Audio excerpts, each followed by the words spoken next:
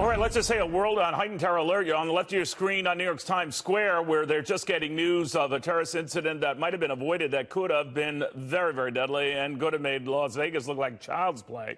And to the right of your screen, a development, they're calling a serious development in London involving someone who jumped the sidewalk and mowed down a number of pedestrians. Stop me if that rings a bell. What we're told is the driver has been apprehended. He was actually dragged out of his car by a mix of police and pedestrians who were on the scene.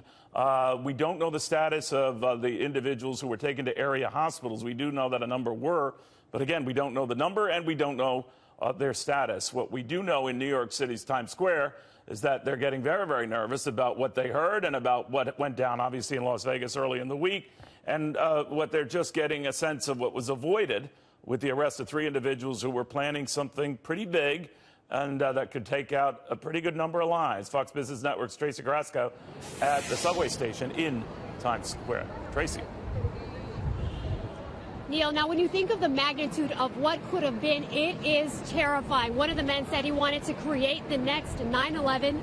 And these 3 alleged terrorists plan to kill as many people as they could here in New York City, in Times Square, on the subways, in an ISIS-inspired terror plot. Now, here are the 3 men. They are Abdul Rahman El Basnawi. He's 19 years old, a Canadian citizen. Tala Rahoon, 19 years old as well, a U.S. citizen living in Pakistan, and Russell Salik, a 37-year-old living in the Philippines. Yesterday, federal terrorism charges were unsealed, and we learned that the planned attacks include detonating bombs here in Times Square. El Basnawi, the alleged mastermind of this plan, sent a picture of Times Square to an undercover FBI agent and said, quote, "We seriously need a car bomb at Times Square. Look at these crowds of people." Now, another target, the New York City subway system, which millions of people use here every day. The suspect said it was a, quote, "perfect place to shoot as many people as possible." They said including women and children, and then detonate bombs. They studied subway maps and even had specific subway lines picked out. Now, they also wanted to carry out an attack similar to that in Paris and shoot people at concerts. This plot was to be carried out in the summer of 2016 during the holy month of Ramadan. The men had been communicating through messaging apps on their phones, and in that communication included an undercover FBI agent who claimed to be an ISIS supporter, said the agent wanted to help carry out the attacks. Now, El Basnawi even shipped bomb-making materials to that undercover agent here in the United States.